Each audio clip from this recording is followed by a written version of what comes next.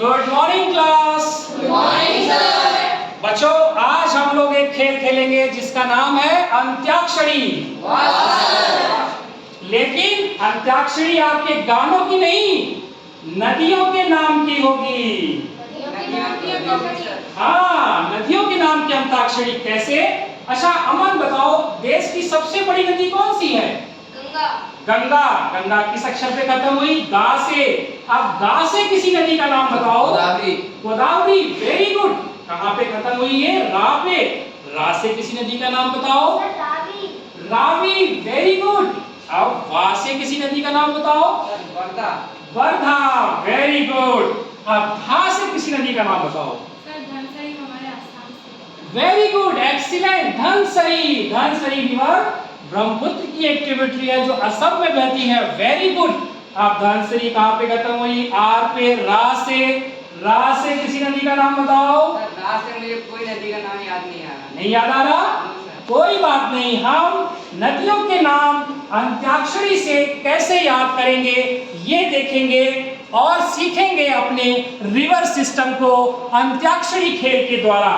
तो भारत बहुत सी नदियों का देश है जिसमें बहुत बड़ी बड़ी नदियां हैं। गंगा, ब्रह्मपुत्र, सिंध, गोदावरी, इन नदियों की बहुत सी सहायक नदियां हैं और छोटी छोटी सहायक नदियों से बड़ी मुख्य नदी मिलकर एक नदी तंत्र का डेवलप करती है, एक नदी तंत्र का विकास होता है।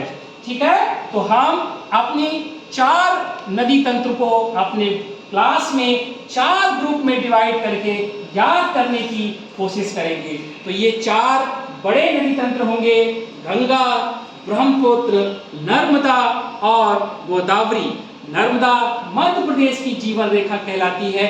इसी प्रकार से ब्रह्मपुत्र असम की जीवन रेखा कहलाती है और हमारा माइग्रेशन भी जेएनवी शोनितपुर असम से है। इसलिए नर्मदा नदी का प्रोफाइल माइग्रेशन के स्टूडेंट बनाएंगे और ब्रह्मपुत्र नदी का प्रोफाइल हमारे स्कूल के स्टूडेंट्स बनाएंगे। और गंगा और गोदावरी नदी दक्षिण भारत की सबसे बड़ी नदी है और इसे बृहद गंगा भी कहा जाता है। तो ऐसी विशेषताओं को हमें उस नदी के प्रोफाइल में रखना होगा ताकि आप उससे संबंधित सारी जानकारी को प्राप्त कर सकें। जैसे प्रोफाइल में आप क्या क्या लिखेंगे? प्रोफाइल में आप लिखेंगे रिवर का नाम, उस रिवर की लेंथ, वह कहाँ से ओरिजिनेट हो रही है, वो कहाँ पे अपना वाटर जो है ड्रेन कर रही है, उसका माउथ कहाँ पर है और उसकी कौन कौन सी मेन ट्रिब्यूटरीज हैं। तो आप जब प्रोफाइल बना लेंगे तो आप आपके ग्रुप मेंबर्स को उसी नाम से अपने ग्रुप में ऐड कर देंगे तो आपका एक रिवर सिस्टम बन जाएगा। नैना, आपका नाम होगा नर्मदा, आपका मोहित नाम होगा गोदावरी, दिव्यांश आप बनेंगे ब्रह्मपुत्र और पॉली बनेगी गंगा। तो दिव्यांश, ब्रह्मपुत्र के रूप में आपका परिचय क्या होगा? मैं ब्रह्मपुत्र हूँ। मैं मानसरोवर झील के पास से निकलकर तिब्बत से भारत के अरुणाचल प्रदेश में प्रवेश कर लेती हूँ। असम राज्य में बहते हुए मैं बांग्लादेश में प्रवेश कर जाती हूँ। मेरी कुछ प्रमुख सहेलियाँ दियांग, सुहांग, धनसरी आदि हैं। मेरी कुल लंबाई 2900 किलोमीटर है, पर मेरी भारत में 916 किलोमीटर ही बहती है।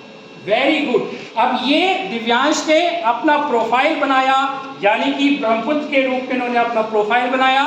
ऐसे ही चारों ग्रुप लीडर को अपना अपना प्रोफाइल बनाना है और अपने अपने ट्रिब्यूटरीज को, अपने अपने क्लास के मेंबर्स को एज ए ट्रिब्यूटरी सदस्य के रूप में अपने ग्रुप में शामिल करना है और उनसे भी सेम इसी प्रकार की एक प्रोफाइल बनवानी है।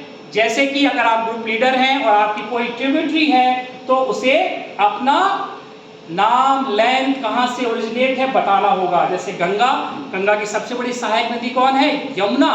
तो जो बच्चा, जिस भी स्टूडेंट को आप एज ए मेंबर यमुना लेंगे वो अपने प्रोफाइल में अपना नाम यमुना लिखेगा और अपनी लेंथ लिखेगा, अपना ओरिजिन लिखेगा और अपना माउथ लिखेगा कि वो गंगा में कहाँ पे मिलती है।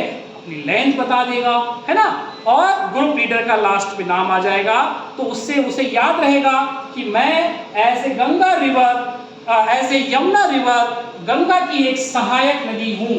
तो उसे कम से कम 2 नाम तो हमेशा याद रहेंगे, अपने ग्रुप लीडर का और अपना नाम। तो ऐसे आप बहुत सी नदियों के नाम हमेशा याद रखेंगे और आप रिवर अंत्याक्षरी में कभी भी फेल नहीं होंगे। तो कैसी लगी अंत्याक्षरी नदियों के नाम की? तो इसे आप इम्प्लीमेंट करेंगे? All the best, thank you.